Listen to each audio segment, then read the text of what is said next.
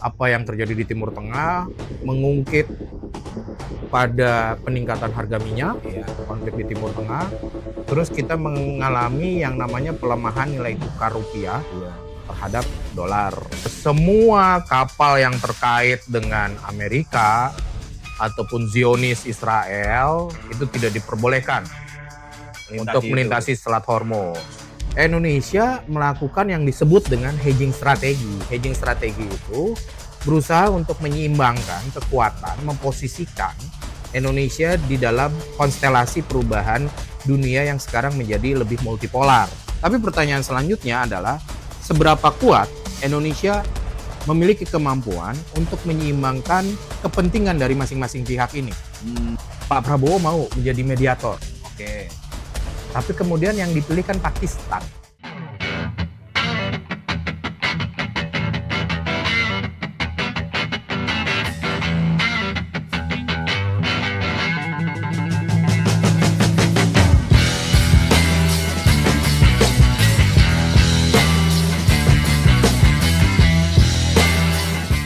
Halo sahabat logika, jumpa lagi di acara Logika Bicara dengan tema-tema yang ciamik tentunya.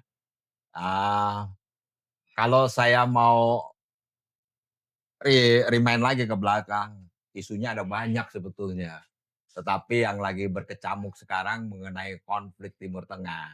Ini yang lagi menarik dibicarakan hari ini.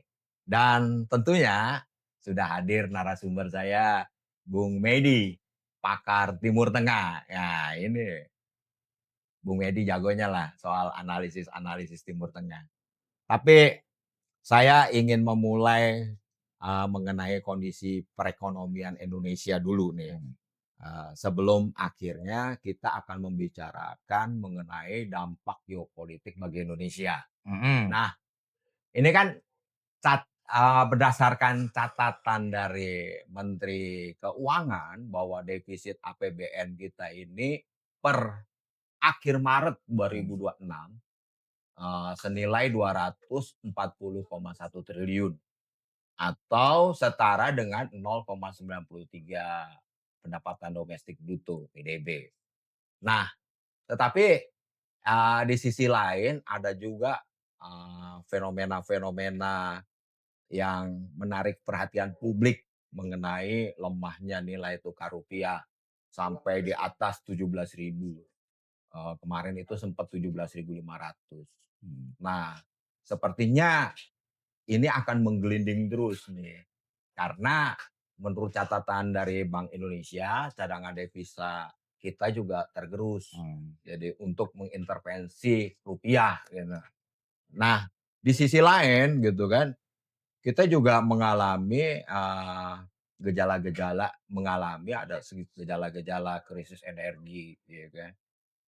Mengingat kita tuh pasokan bahan bakar minyak kita itu diperoleh dari impor, gitu kan. Nah, kalau diperoleh dari impor kan distribusi BBM kita nih eh, berda- apa ya dampaknya ke Selat Hormuz juga nih, konflik Timur Tengah yang terjadi hari ini yang sekarang ini gencatan senjata antara Amerika Serikat dengan Iran gitu kan, seperti jargon gitu kan. Konflik masih terus terjadi. Nah, ini kan dampaknya juga ke Indonesia ya, soal krisis energi. Kalau kita mau cari market impor dari negara lain, itu kan jauh sekali sampai memakan waktu mungkin hampir 30 hari ke depan gitu kan. Yang paling pendek itu jalurnya ya melalui Selat Hormuz, hanya 8 hari gitu. Nah, tapi lagi-lagi nih pemerintah kita mengatakan bahwa energi kita cukup kok gitu kan. Seperti Bahlil bilang 10 bulan ke depan ya masih cukup gitu kan. Cuma kalau melihat konstelasi geopolitik yang semakin memanas hari ini gitu kan. Apa iya gitu bahwa kita kemudian baik-baik aja, dampak dari geopolitik terhadap negara kita itu sangat kecil. Kalau terjadi ya terjadi sangat kecil gitu. Kalau menurut pandangan dari Bung Medi sendiri bagaimana mengenai situasi hari ini? Ya, jadi kan sebenarnya kalau, eee, pertama mungkin saya ngucapin dulu terima kasih nih, udah diundang lagi ke Logika Bicara, untuk podcast hari ini gitu kan. Nah, kalau kita melihat kondisi yang terjadi saat ini di Ya, Indonesia, terutama terkait dengan ketersediaan, BBM, minyak gitu minyak, ya, yang stoknya, apakah kita punya availability stok yang cukup memadai gitu iya, ya. Dan kalau kita lihat juga dari apa keterkaitannya antara yang terjadi di Indonesia heeh, dengan, sesuatu yang terjadi di Timur iya, Tengah ataupun dalam kondisi global yang sekarang ini, tentunya itu sesuatu yang memang tidak bisa dilepaskan ya antara yang terjadi di Timur Tengah dengan mhm, yang terjadi di Indonesia. iya, Problemnya bukan cuma sekedar suplai minyak sebenarnya. heeh, Eee, kita dari Timur Tengah, kita bukan cuma Timur Tengah masalahnya, iya, suplai minyaknya. Tapi apa yang terjadi di Timur Tengah, itu juga akan mempengaruhi terkait dengan harga minyak dunia saat ini. apalagi sekarang nilai kurs rupiah terus mengalami pelemahan ya, Kita berarti mengalami beban 2 fiskal kita semakin dalam itu berarti ya? dia. Jadi, apa yang terjadi di Timur Tengah mengungkit pada peningkatan harga minyak, Iya, konflik di Timur Tengah, terus kita mengalami yang namanya pelemahan nilai tukar rupiah iya, terhadap dolar, dolar. yang sekarang per hari ini tuh kalau saya lihat itu sudah 17.500. Wah, gila. Jadi ini udah kita kayak double kill gitu Double ya, kill. double kill. Satu, kita mengalami, eee, Heeh, pelemahan nilai rupiah, pada dan satu minyak sisi dunia juga mengalami kenaikan ya? minyak dunia mengalami kenaikan nih sekarang. Heeh, Itu yang mungkin yang membedakan antara dengan tahun 98. iya, iya, 98 harga minyak dunia masih stabil, masih relatif stabil, stabil. heeh. Cuma nilai tukar rupiah memang pada waktu itu melemah terhadap Menyinggung dolar. 98 berarti akan terjadi semacam chaostic gitu atau Saya belum ngelihat ke sana sih ya, oke, tapi bahwa potensi untuk ke sana ada? ada. Oh, Ketika misalnya sekarang kalau kita ngelihat di konflik Timur Tengah nih, mhm, saya coba mulai runut dulu. iya, Proses gencatan senjata yang ada di Timur Tengah yang dimulai dari tanggal 22 April, heeh, setelah pertemuan menjelang pertemuan di heeh, Islamabad gitu ya, dan hasil dari pertemuan Islamabad juga menyatakan kedua belah pihak itu tidak sepakat heeh. dan Amerika dalam satu sisi kembali ke negaranya yang di Deadlock ya? deadlock yang diwakili oleh JD Vance, Heeh, wakil presiden Amerika Serikat, heeh, kemudian Jared Kushner dan Steve Witkoff. Kemudian di sisi Iran itu diwakili oleh Menteri Luar Negeri Abbas Araghchi heeh, dan juga Ketua Parlemen Iran Muhammad mhm. Baghir Ghalibaf. Nah, mereka sepakat untuk tidak sepakat. Oh, Nah, sama-sama keras deh berarti ya? sama-sama keras. Kemudian proses negosiasi sebetulnya terjadi. Heeh, Proses negosiasi terjadi walaupun Donald Trump itu mengambil langkah-langkah manuver, politik, eee, untuk mengisolasi Iran iya. kembali dalam bentuk misalnya dia memberlakukan yang namanya naval blokade, blokade laut. Oh, oke. Beberapa hari yang lalu, kemudian 1 minggu yang lalu, eee, dia menyatakan ada proyek kebebasan Iya, gitu ya, di mana proyek kebebasan itu Amerika akan mengawal secara damai gitu ya, eee, jalur suplai minyak dunia, heeh. suplai rantai pasok dunia gitu ya. Tapi kemudian ini kolaps dalam 24 jam, 48 jam kalau nggak salah Oh, ya. 2 hari ya? Hanya 2 hari kolaps gitu ya. Dan akhirnya terjadi lagi eskalasi nih, Heeh. eskalasi di mana, berdasarkan informasi yang saya peroleh, berita yang saya baca juga, Iran kemudian menembakkan beberapa rudalnya terhadap kapal perusak Amerika karena dianggap bahwa Amerika, sudah, eee, tidak konsisten dengan, Iya, gencatan senjata ini atau mhm, melanggar ceasefire nih gitu mhm, loh. Nah, akhirnya Iran memberikan tanggapan. iya. dalam bentuk, melancarkan serangan balik. Mhm. Beberapa hari yang lalu Iran juga berupaya untuk mengirimkan kembali Heeh. proposal yang notabene oleh Donald Trump disebutkan di dalam media sosialnya Mhm. itu sesuatu yang unacceptable, Oke. tidak dapat diterima nih oleh Mhm. Trump. Sehingga sekarang yang terjadi di dalam geopolitik Timur Tengah, konstelasi politik Timur Tengah mengakibatkan satu ketidakmenentuan Mmm. terkait dengan akhir penyelesaian konflik ini akan seperti apa, ya. Yang kedua, karena ini bersifat ambigu ketidakmenentuan ini Heeh. menyebabkan harga minyak dunia semakin meningkat, Betul. kemudian juga mempengaruhi rantai pasok, Heeh.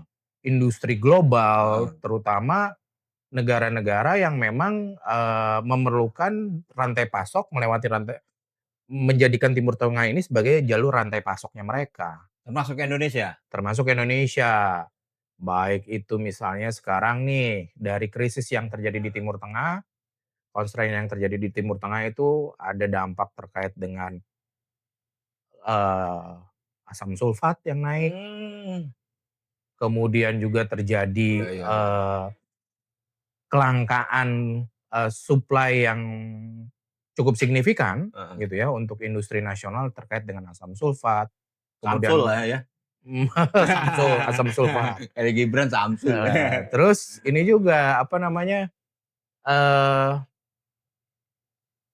plastik, Plastik, resin, oh, ya oke. seperti kita tahu nih Kemarin kan sempat mengalami kenaikan tuh ya, plastik iya, ya? plastik. Mhm. Seperti kita tahu bahwa sebenarnya kan di kita ini banyak nih Heeh, heeh. industri makanan gitu yang Betul, memerlukan betul.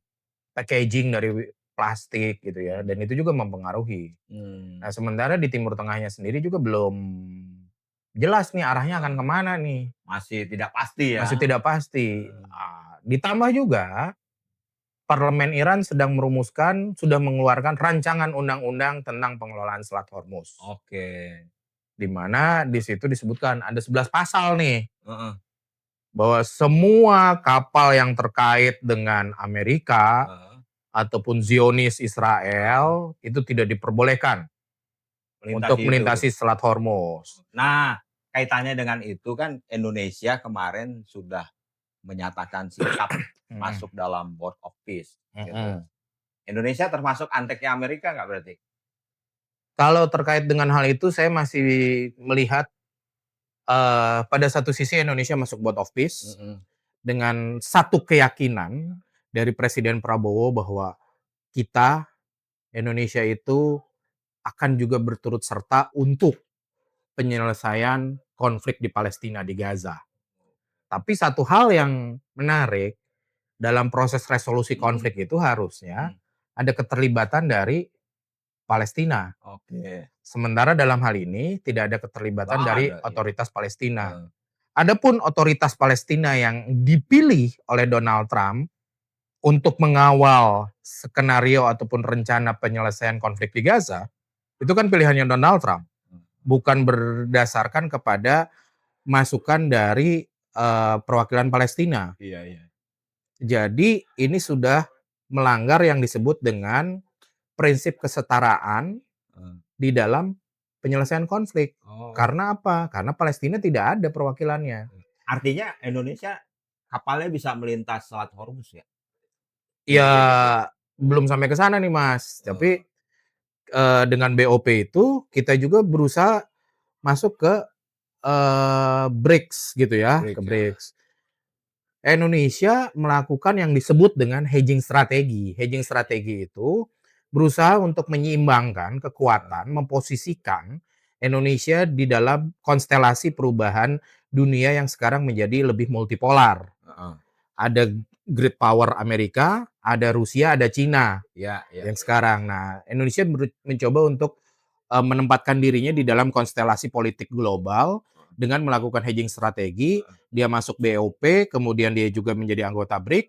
Tapi pertanyaan selanjutnya adalah seberapa kuat Indonesia memiliki kemampuan untuk menyeimbangkan kepentingan dari masing-masing pihak ini. Hmm. Karena kalau kita lihat nih, ada delegasi Indonesia, perwakilan Indonesia yang kemudian bertemu dengan Pete Hegseth, Menteri Pertahanan, Sekretaris Pertahanan, Secretary of Defense-nya Amerika. Amerika, iya. Kemudian ada juga pada saat yang bersamaan Pak Prabowo ketemu dengan Putin. Nah, saya melihat ini kan sebenarnya bagian dari proses hedging strategi, gitu loh. Nah, apa relasinya dengan konflik Timur Tengah yang sekarang terjadi? Nah, apakah kemudian dengan hedging strategi ini kita bisa menyeimbangkan itu tadi saya bilang, dan bagaimana relevansi Indonesia di dalam proses penyelesaian konflik di Timur Tengah? Ternyata apa yang ditawarkan oleh Pak Prabowo ketika perang Iran dan Amerika, Israel juga terlibat, nah atau perang antara Iran Israel dengan dukungan Amerika, ya, yang menyatakan bahwa sebenarnya Pak Prabowo mau menjadi mediator. Tapi kemudian yang dipilih kan Pakistan. Kenapa Pakistan? Karena Pakistan punya leverage, kekuatan di situ. Indonesia enggak berarti ya? Nah, dalam hal ini Indonesia mungkin terjawab ya dengan satu pernyataan dari Menteri Luar Negeri Pak Sugiono. Iran, Oke. ya, yang Iran, menyatakan terima kasih atas tawarannya, tapi kemudian dalam prakteknya, dalam kenyataannya Iran lebih memilih Pakistan dibanding Indonesia. Artinya dalam pandangan Iran ataupun dalam pandangan Amerika, gitu ya, Indonesia belum punya posisi yang meleverage dirinya seperti yang dilakukan oleh Pakistan. Pakistan menjadi satu negara yang juga memiliki kemampuan nuklir. Iya, betul. Gitu. Indonesia Karena nggak tempo punya. hari kan Pakistan juga declare akan membantu Iran ya.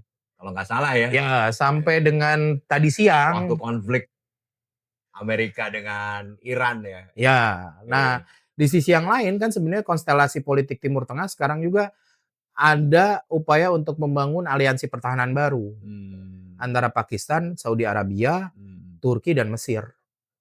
Ini yang membuat jadi ketar-ketir nih, ketar-ketir antara Israel terutama. Nah, Iran akan tetap dengan porosnya kalau menurut saya. Nah, terus bagaimana hubungannya dengan kapal Indonesia yang sebetulnya sekarang belum bisa melewati. Nah, ini kan sebenarnya sebelum Iran memperlakukan. Dua sudah lewat kapal tanker dari Pertamina Shipping, ya, tapi untuk pengiriman minyak ke Kenya dan India ya ternyata. Ya. Tapi yang untuk Indonesia kan belum lewat. Masih tertahan. Nah, ini yang menjadi concern juga. Artinya bagaimana Iran melihat mengkonstruksi pandangannya terhadap Indonesia. Dari sisi politik internasional ya. Jadi politik internasional itu kan akan melihat dari sisi realisme, konstruktivis gitu ya. Nah, ini yang perlu kita lihat juga bagaimana dari perspektif konstruktivis Iran melihat Indonesia itu seperti apa. Sehingga sampai saat ini dua kapal itu kan belum masih tertahan belum bisa lewat nih, gitu kan. Nah, ini yang harus dilihat. Di sisi yang lain, ya, Iran kan juga sudah memberlakukan, sudah menyatakan dari sejak awal sampai dengan sekarang,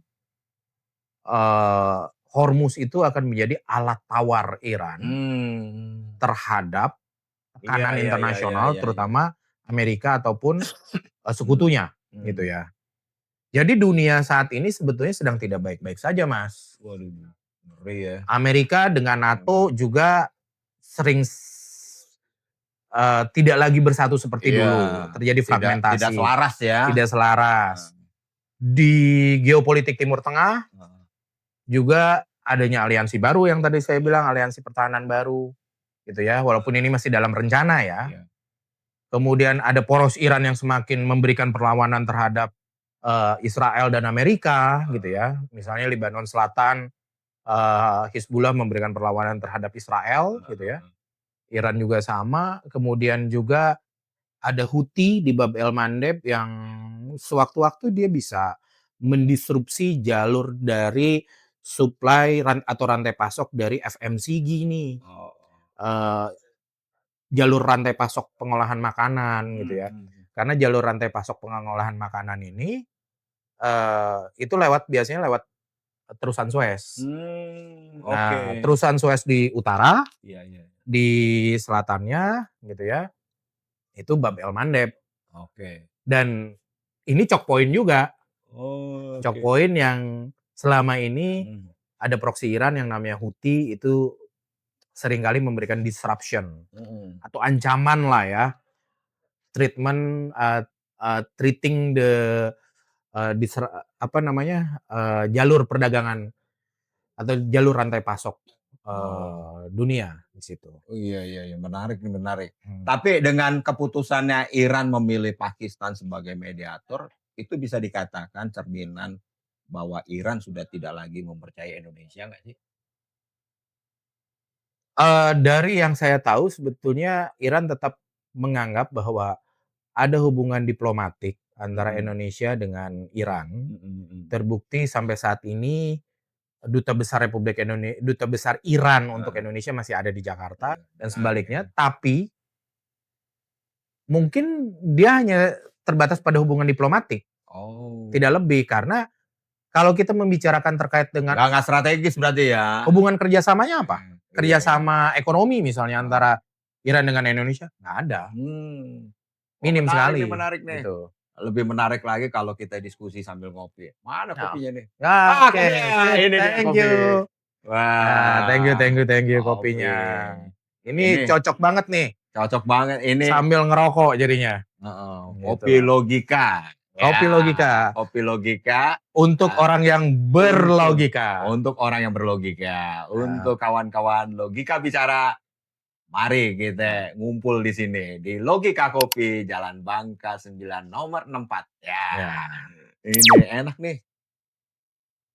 Mmm, mmm, mantap. mantap banget. Iya. Nah, jadi begitu, jadi nggak strategis ya, Iran sama Indonesia ya, sebetulnya. Dari sisi Memiliki hubungan di perekonomian aja, ya kan. memiliki Kemarin hubungan berapa sih diplomatik, prosentasenya investasi Iran di Indonesia gitu?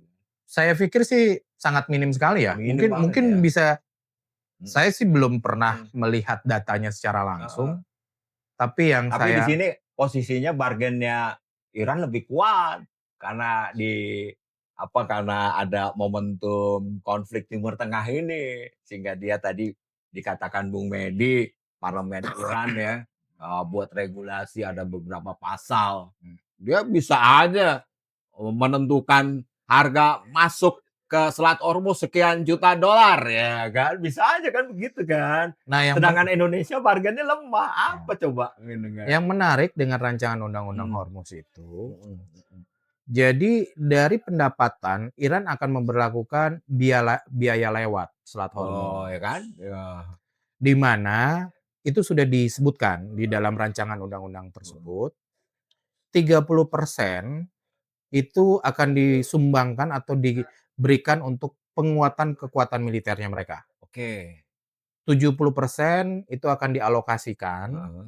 untuk kesejahteraan masyarakat Iran, Oke. termasuk sebagai biaya penggantian atas Mhm. kerusakan yang disebabkan oleh perang ini Mhm selama mhm. Iran Recovery ya, recovery, cost gitu loh. recovery-nya. Jadi itu sudah disebutkan tuh di rancangan undang-undang itu. Mmm. Nah, bisa dibayangkan kan kalau 30% dari setiap biaya lewat kapal-kapal yang melewati Selat Heeh Hormuz, itu akan dialokasikan untuk penguatan kekuatan militer Iran, heeh. sehingga bisa diperkirakan seperti apa kekuatan militer di Timur Oh. Tengah, Iran di Timur Tengah nanti ke depannya. Sedangkan saat ini saja, Iran dengan poros perlawanannya sudah menjadi satu kekuatan yang cukup signifikan Iya iya di iya. Timur Tengah. Nah, sementara di sisi yang lain kan seperti Uni Emirat Arab, Heeh. Arab Saudi, Jordania, itu menjadi poros yang lain tuh, karena dia lebih punya hubungan dengan Amerika. Oke. Nah, dan pertanyaannya nih pemirsa, kenapa kemudian negara-negara yang katanya dalam tanda petik, saya sih sebetulnya agak kurang suka untuk mengatakan ini Sunni Syiah gitu ya. Heeh. Nggak Karena ada kan kaitannya sebetulnya sama agama ya. sebetulnya ini kan narasi yang dulu memang Di dikembangkan oleh di-framing ya, di-framing oleh media-media Amerika, barat media ya. barat Heeh. gitu ya.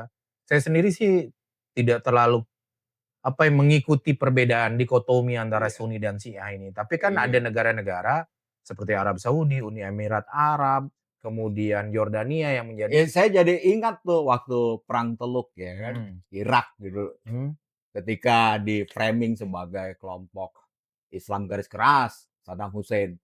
Faktanya Menteri Luar Negerinya Tarik Aziz tuh beragama Nasrani ya kan? beragama Nasrani dan jangan Heeh, salah ketika Saddam Hussein dijatuhkan heeh, ya, Perdana Menteri Irak pada waktu itu, heeh. Nuri Maliki adalah dari kelompok Syiah, Iya. dari kelompok Syiah. Ternyata sekuler ya. Nah, kemudian kan terjadi Demikian nih, juga di Iran sebetulnya ya. demikian juga di Iran. Ini Jadi, bukan konflik agama ini sebetulnya, sebetulnya murni karena konflik kekuasaan. kekuasaan. Kekuasaan di Timur Tengah, siapa yang lebih Yes. berkuasa lah, gitu. Sehingga bisa bukan diasumsikan, bisa diperkirakan bahwa Timur Tengah itu akan menjadi sebuah kawasan yang multipolar ke Ya. depannya. Iya. Karena ada proksi-proksi yang satu dia memiliki aliansi dengan Amerika dan Israel, Heeh, seperti juga yang dilakukan oleh Amerika dan Israel, terutama Israel dengan Abraham Accord. iya, Nah, di mana Israel melakukan engagement mhm, dengan secara ekonomi dan politik iya, dengan negara-negara Arab termasuk Yordania, heeh, Kuwait, iya, Tunisia gitu ya, iya, eee, Arab Saudi heeh. gitu ya. Bahkan Muhammad bin Salman itu sudah ketemu dengan Netanyahu di Noem. Wih, Nah, Noem itu satu daerah yang sekarang sedang dikembangkan oleh Arab Saudi sebagai pusat ekonomi dunia gitu wow, loh. ngeri nih. Nah, Tadi balik lagi, mhm, Bung Medi kan udah spill sedikit bahwa, Iran nih sedang membentuk regulasi baru. Satu di antaranya mengatur, eee, kapal yang akan melintasi Hormuz. mhm, Itu akan dikenakan tarif gitu kan. mhm, Artinya termasuk kapal Indonesia kan, akan mhm. dikenakan tarif 30% itu, seperti yang dikatakan Bung Medi. Sorry, saya Nah, klarifikasi bukan heeh, 30%. Diperkirakan sekitar $2 juta dua per juta tanker per tanker. per tanker, Oke, $2 juta per per tanker kapal lah ya. untuk setiap kapal yang melintas ke Selat Hormuz. Mhm, Nah, kemudian kan ini kan biasa dalam cara berpikir para kapital gitu kan. Dia tidak mau ada kerugian, mhm, pasti di-adjust gitu, pasti di-adjust produk-produk yang masuk ke Indonesia akhirnya harganya begitu tinggi, mhm, ya mhm. termasuk juga BBM gitu segala macam. Nah sekarang aja seperti di awal yang saya bilang gitu, bahwa defisit APBN kita aja udah 240,1 triliun. Terus nilai tukar rupiah Rp17.500 ya kan, per dolarnya. Ah, Nah, belum lagi PHK semakin bertambah, kemiskinan juga semakin tinggi meningkat, ya kan, ya. semakin tinggi. Middle income trap ya kan. Ya, Nah, ini juga semakin, nyata apa adanya gitu kan. Kelompok kelas menengah ambyar dan segala macam. Udah beberapa ekonom sudah memprediksi Juni atau Juli ini kita mengalami, semacam kontraksi ekonomi gitu kan, ya, mhm, mengalami semacam krisis gitu. mhm, Lantas nih ada terobosan dari Menteri Keuangan ya Pak Purbaya gitu kan, mhm. untuk mengatasi persoalan ekonomi hari ini. Ya termasuk soal dampak akan dikenakan, tarif masuk Selat Hormuz 2 juta. Itu kan juga akan mempengaruhi ekonomi kita gitu. Nah untuk mengatasi ini Pak Purbaya udah menyediakan obatnya, yakni, merevisi kembali Undang-Undang Minerba menaikkan royalti tambang gitu kan, termasuk PNBP dan segala macam. Ada resisten dari para investor-investor dari Cina, mengingat di 10 tahun masa pemerintahannya Jokowi, para investor Cina ini menguasai atau menghegemoni, bisnis-bisnis pertambangan kita, termasuk nikel salah satunya. Dan mereka nih kadin dari Cina mengancam akan hengkang dari Indonesia, gitu kan. Nah ini akan menimbulkan permasalahan lagi nih, Mhm. ya kan. Ya. Kalau menurut kacamatanya Bung Medi, apa iya gitu, kebijakannya Purbaya untuk menaikkan royalti tambang, PNBP, untuk mengatasi dampak dari geopolitik yang semakin tidak menentu ini akan terlaksana, akan terimplementasi? Ya ini kan sebagai respon dari volatile-nya market, Oke. terutama minyak. Mmm, Terutama minyak yang terus menggerus naik mhm, gitu ya, meningkat gitu ya. Nah, ini kan sangat volatile sekali karena minyak itu sangat ditentukan iya, oleh kondisi yang sekarang terjadi. oke, Kalaupun misalnya Iran melahirkan walaupun sekarang masih RUU ya, rancangan heeh. undang-undang, tapi ini juga bagian dari leverage-nya Iran untuk meningkatkan posisi tawarnya dia ketika berhadapan Mmm, dengan Amerika oke oke, dalam membangun kesepakatan untuk penyelesaian perang. Iran heeh, sudah beberapa kali mengatakan dia ingin agresi ini dihentikan secara total, iya iya secara iya, sepenuhnya. Dan itu tidak eee, tidak dapat diterima oleh mhm, Amerika, mhm, ya. Nah, ketika harga minyak ini semakin meningkat, mhm. pertanyaannya selanjutnya adalah, apakah APBN kita cukup kuat?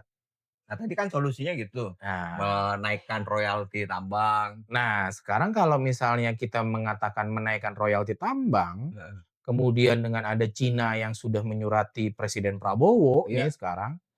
Nah, ini akan menjadi satu preseden di mana bahwa Indonesia juga sepertinya tidak market friendly nih. oke. Terbukti dari apa?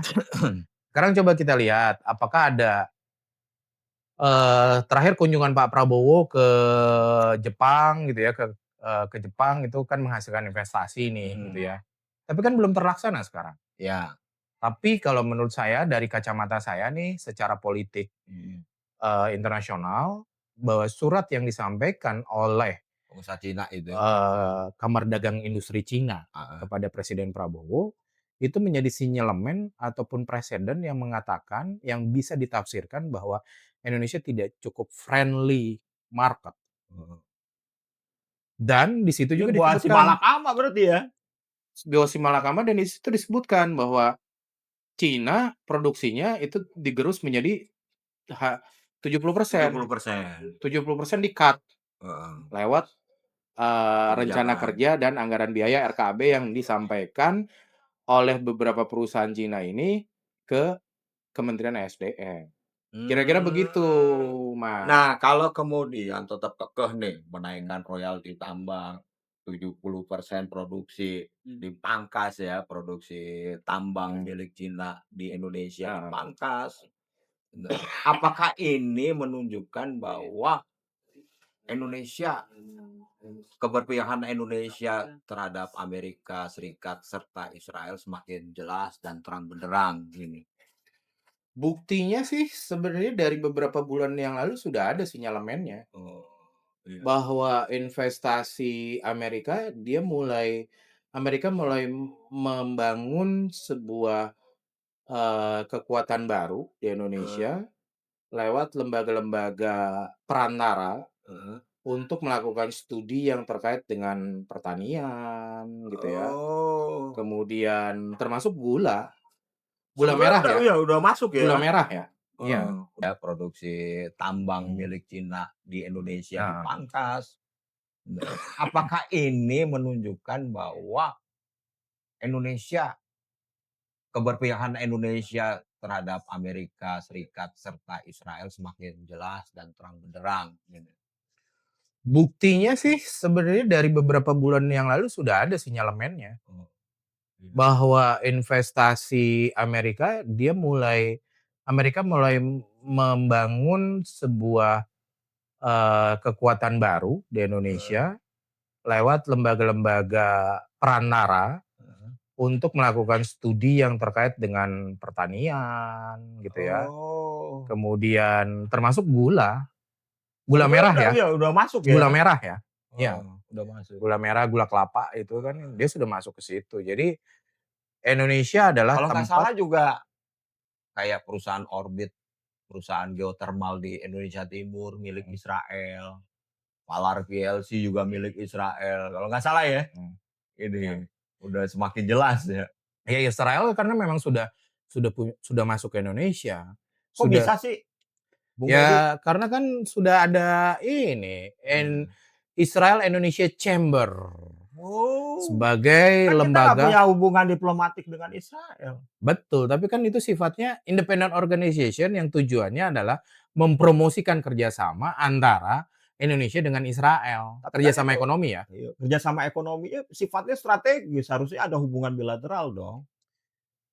Ya sebenarnya ini proses yang lama Mas, udah ada gitu dari Heeh, dulu, cuma sekarang mulai terpublikasi lah ya, heeh heeh. eee, Israel Indonesia Chamber itu. Oh, Jadi investasi gitu. Israel itu memang sudah masuk ke Indonesia. Mhm. Orbit, kemudian juga ada, Valar PLC. Palar PLC, dan ada juga sektor-sektor yang lain yang sudah dibidik oleh Israel untuk Iya, masuk investasinya ke Indonesia. Bahkan upaya untuk menormalisasi hubungan diplomatik antara Indonesia dengan Israel heeh. sudah dilakukan juga.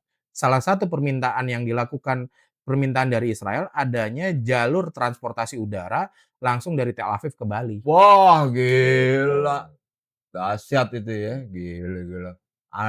Artinya, situasi konflik di Timur Tengah ya kan, sangat-sangat tidak menguntungkan bagi Indonesia juga ya sih. Dalam banyak hal iya, sangat tidak Heeh. menguntungkan, dalam banyak Heeh, hal. terus apalagi Iran sudah tegas sekali sikapnya, eee, menunjuk Pakistan sebagai mediator bukan Indonesia. Mhm, Artinya Indonesia sudah ke-mapping-lah mhm. menjadi bagian dari, sekutunya Amerika dan Israel. Terus kedua investasinya Israel diam-diam juga sudah banyaklah di Indonesia. Tadi seperti yang kita katakan ada Orbit, ada Valar PLC. Nah, situasi yang kayak begini sangat-sangat tidak menguntungkan bagi Indonesia ya berarti ya? Sangat Heeh tidak heeh. menguntungkan. Itu ya? Apalagi misalnya Indonesia Mhm, mayoritas muslim, mhm, mayoritas, beragama Islam dan heeh, salah satu negara yang, mayoritas penduduknya Islam di dunia iya, gitu ya, salah satu negara yang mayoritas penduduknya Islam, tentunya ini akan menyebabkan resistensi tersendiri di dalam politik dalam negeri. oke. Kira-kira begitu Mas Bowo? Siap, sahabat logika. Tadi kita sudah simak perbincangan dengan Bung Medi terkait mengenai dampak geopolitik di Mhm, Timur Tengah terhadap perekonomian Indonesia. mhm. Saya bukan dalam kapasitas untuk menyimpulkan diskusi ini, biar sahabat logika yang menafsirkan sendiri apa yang akan terjadi ke depan. Akhir kata, saya Triwibowo Santoso undur diri dan kita akan berjumpa kembali dalam channel, Sobat Logika. Assalamualaikum warahmatullahi wabarakatuh.